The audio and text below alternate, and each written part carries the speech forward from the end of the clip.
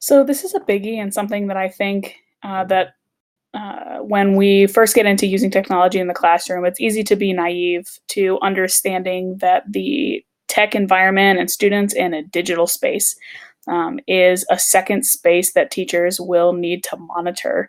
So if classroom management is something that you already struggle with for one reason or another, um, then adding the tech piece is adding another environment for you to manage, and it's going to require some extra management ability. So I highly recommend that if management is something that you struggle with, and I think everybody has at some point in their career struggled with classroom management, get some help.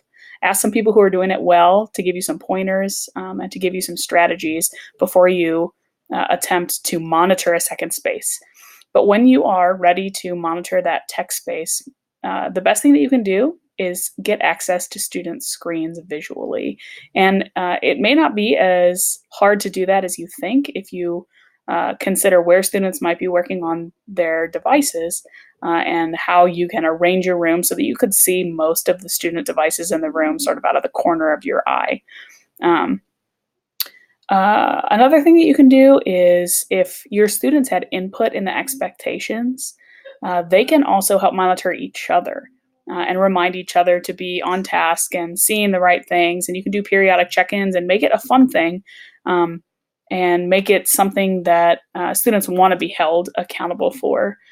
So perhaps even incentivizing if you can do periodic checks where everybody is on what they should be on. Nobody had to be reminded for 20 minutes.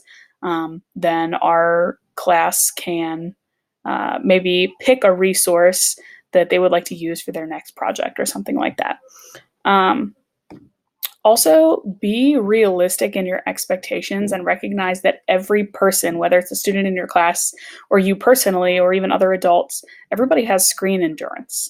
I'm on my computer a lot. I have a high screen endurance where I'm less likely to be distracted by other things on my computer because I have to maintain that focus all day long. But especially for students who it's hard for them to focus on anything for a long period of time, um, the screens can offer a lot of opportunity for distraction.